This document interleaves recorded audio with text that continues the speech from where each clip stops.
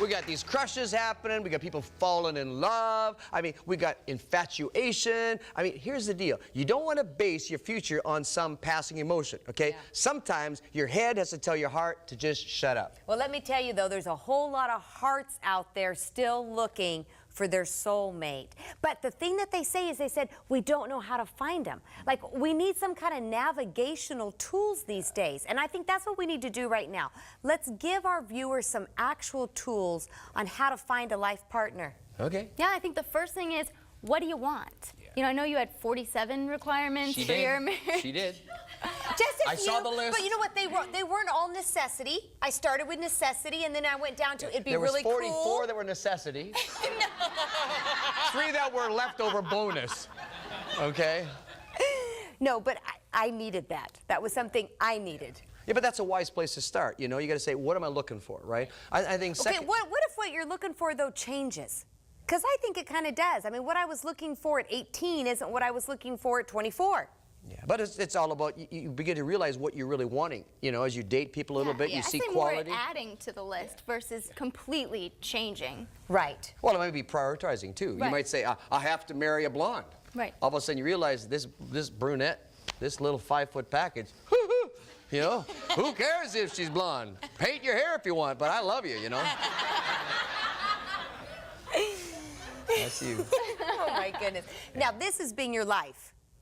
Talking to people about how to find what they're really, really looking for. So let's just have coffee over. What are some of the tips, okay? And I'll get us started here. You know, if you're going to choose right in a life partner, first of all, you got to find a balance between being in a hurry and being slow.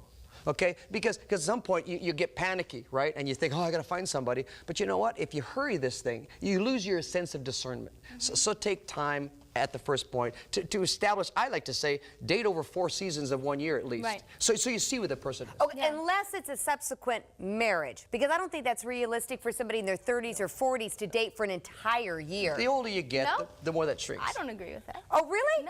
No. You can't date for more than a year if you're in your 30s or 40s? Well, I'm saying that if you've been married before... Yeah, but second marriages have even a higher chance of divorce than first marriages. That's right. So it's even more important to take longer, to be more discerning. Yeah, but what happens is they say, well, I know what I want, right? And my concern is that they're really done with the last one. That's why I think you need to take time. You may be able to wrap this new one up in 4 to 6 months, but it's because you really got free from the last mess. And that's where I think the time needs to be taken. Oh, and I definitely think there's a lot of time that needs to be taken there. See, I tell people go through the divorce, right? They go through the divorce or whatever. You got to wait a year before you start dating. Because you've got to get clearly untangled there. Nobody does that. I know, but that's why we have 75, 80% second marriages, right? Yeah. Okay, what about some other tips? You want to help people get a good marriage? Yeah, and I think it's sort of what you were touching on is you have to be able to balance sort of the head and the heart. Yeah. So, you know, pacing the relationship, like you said, you know, taking that time, but then also, you know, what do you look for? I feel like a lot of singles today don't even know where to begin as far as, you know, what is a good partner to be with. Yeah, yeah. And you know, for me, I like the advice of other people.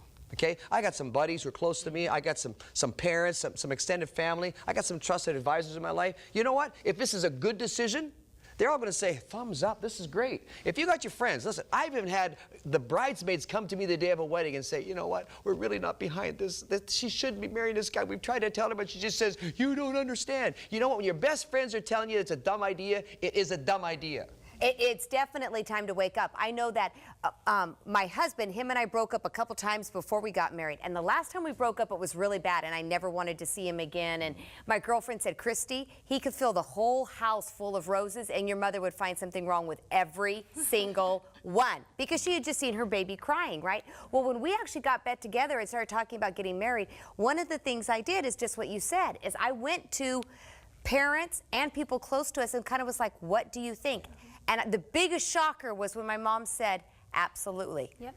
And I was like, oh my goodness. But it meant that she had seen the change and she had seen what had happened. That's right. And you got to go with your eyes open. Ask a lot of questions, right? Yeah, absolutely. You know, get to know about their family. Sure. You know, those are some of the most important things. Like I said before, the conscience.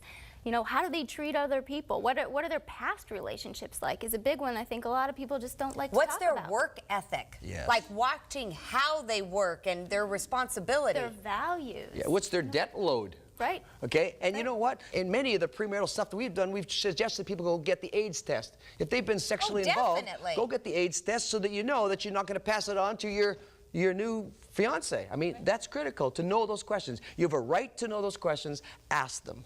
Absolutely, because it's not like they're not going to come out eventually. And that's the kind of stuff you need to work through before you're walking down the aisle. Yep. Morgan, thank you.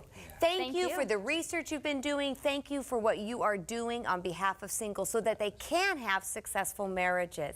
You've got to go to our website for more of the show. We love talking about the stuff we didn't have time for now. And then stay with us because our bottom line is going to be about doing dating right. Excellent.